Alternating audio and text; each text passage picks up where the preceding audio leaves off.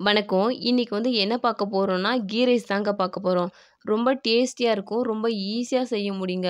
அது மட்டும் இல்லாம ரொம்ப குயிக்காவும் செய்ய முடியும். நான் வந்து இன்னைக்கு கீ ரைஸ்க்காக ஒரு 1/2 கிலோ அளவு வந்து பாஸ்மதி அரிசிய வந்து கழுவி சுத்தம் பண்ணி ஒரு 1/2 அன் ஹவர் வந்து ஊற வச்சு எடுத்திருக்கேன்.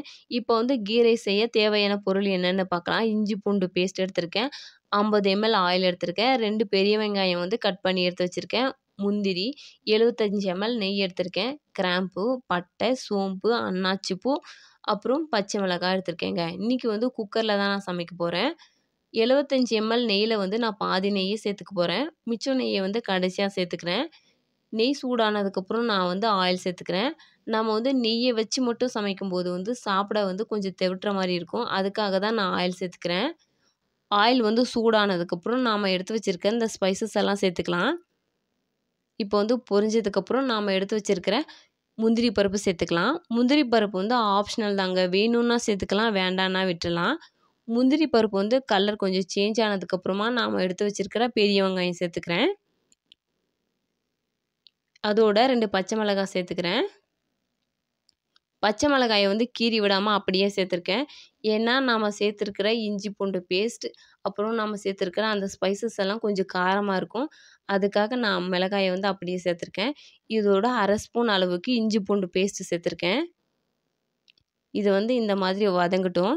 நாம வந்து அரிசிய ஊற வைக்கும்போது வந்து 1 கப்பு வச்சு நம்ம அளந்து ஊற வச்சுக்கணும். அப்பதான் நம்ம தண்ணி சேர்க்க வந்து கரெக்ட்டா இருக்கும். எனக்கு வந்து 1/2 கிலோ பாஸ்மதி ரைஸ் வந்து 4 கப்பு வந்து வந்தது.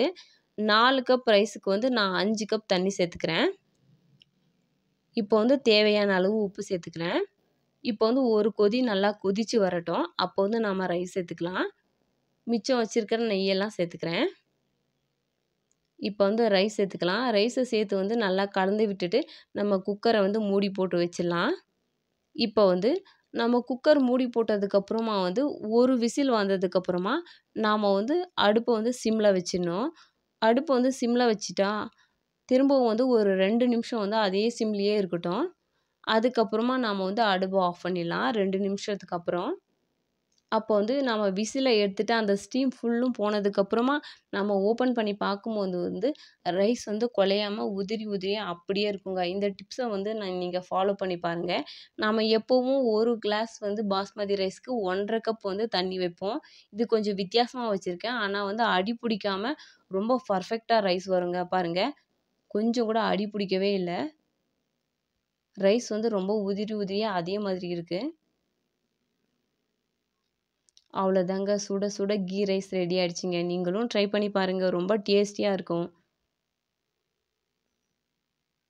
இதுக்கு வந்து சைட் டிஷ் கூட தேவையில்லைங்க. அப்படியே சாப்பிடலாம் போல இருக்கு. அவ்வளோதாங்க. நீங்களும் ட்ரை பண்ணி பாருங்க. Thank you.